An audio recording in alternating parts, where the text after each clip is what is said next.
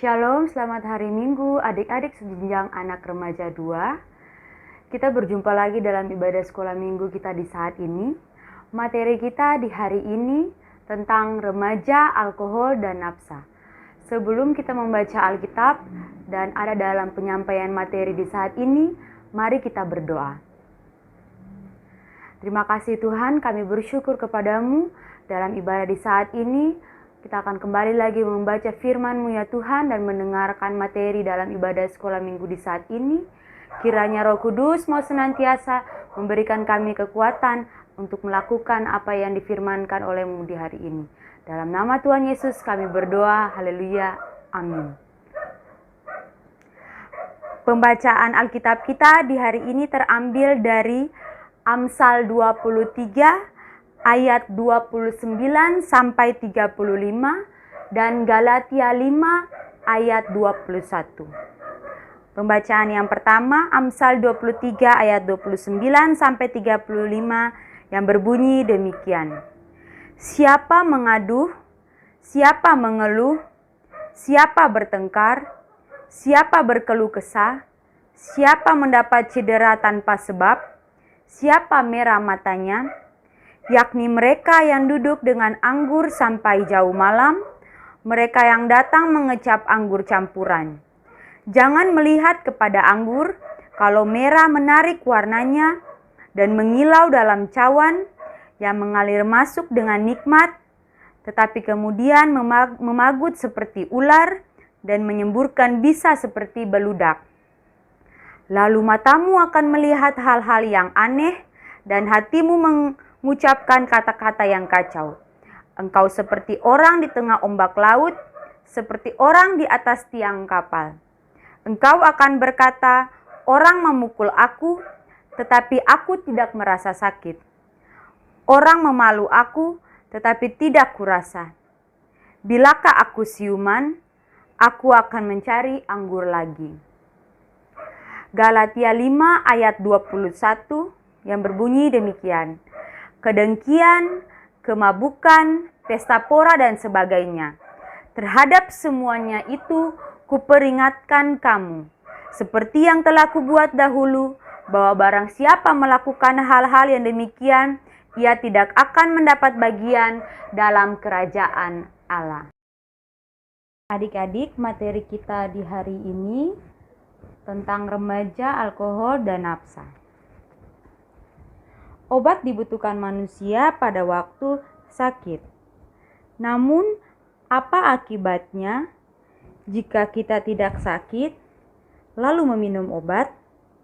Akibatnya tubuh akan mengalami keracunan dan saraf-saraf tubuh dapat menjadi rusak. Nafsa adalah singkatan dari narkotika, psikotropika, zat adiktif. Alkohol yang juga menjadi bagian dari zat adiktif itu sendiri.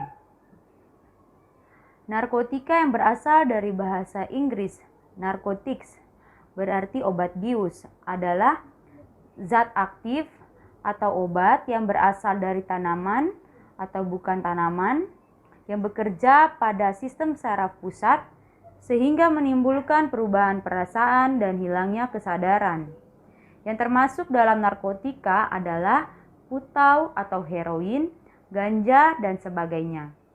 Psikotropika adalah zat atau obat yang bekerja menurunkan fungsi otak sehingga menimbulkan reaksi seperti halusinasi, perubahan perasaan tiba-tiba, kecanduan pada pemakainya.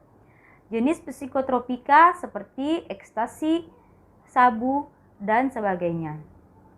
Zat adiktif adalah zat yang mampu mempengaruhi fungsi tubuh dan menyebabkan ketergantungan. Zat adiktif yang bukan narkotika dan psikotropika adalah kafein, nikotin, alkohol. Dampak daripada penyalahgunaan nafsa yaitu gangguan kesehatan karena merusak fungsi organ tubuh, meningkatnya angka kriminalitas karena para pengguna nafsa yang ketagihan, dan dapat terkena penyakit-penyakit menular seperti penyakit HIV, TBC, dan sebagainya. Tanda-tanda perilaku remaja dengan penyalahgunaan nafsa yaitu menarik diri dari keluarga dan menyendiri di dalam kamar, motivasi belajar menjadi menurun, tidak peduli dengan kebersihan diri, mudah tersinggung atau marah, dan sering berbohong terutama masalah uang.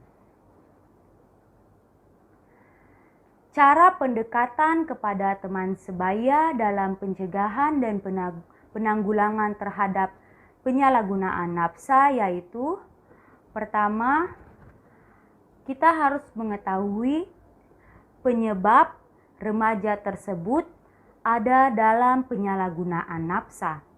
Penyebab-penyebabnya diantaranya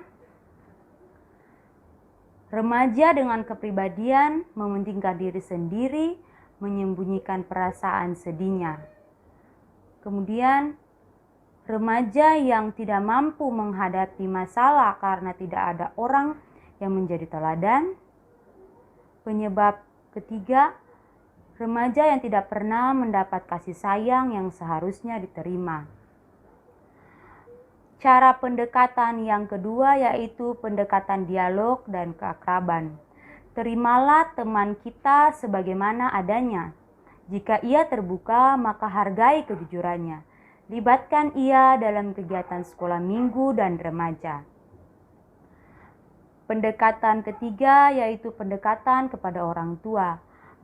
Memerlukan bantuan dari guru atau para pengasuh agar pendekatan kepada orang tua dapat dilakukan secara hati-hati sehingga para orang tua mampu memperhatikan anak mereka. Pendekatan yang keempat, pendekatan Alkitabiah.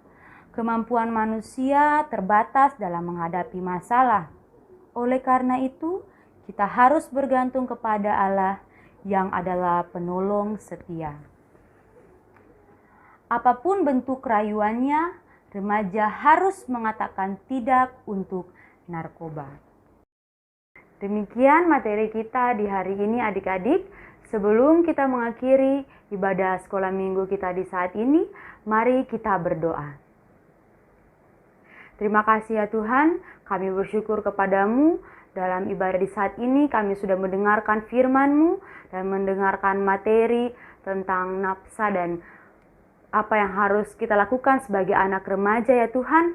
Untuk itu Roh Kudus senantiasa mau memberikan kita semua kekuatan agar dalam setiap kehidupan kita selaku anak-anak Tuhan dapat berusaha untuk melakukan apa yang Tuhan kehendaki.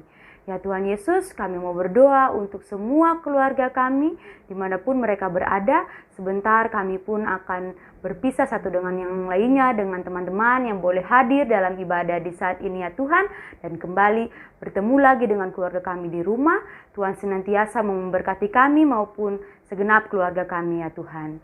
Ya Tuhan Yesus, kiranya Tuhan memberkati kami dimanapun kami berada, agar kami mampu untuk menjadi anak-anak-Mu yang selalu membawa sukacita dimanapun kami berada. Dalam nama Tuhan Yesus kami berdoa. Haleluya. Amin. Shalom adik-adik.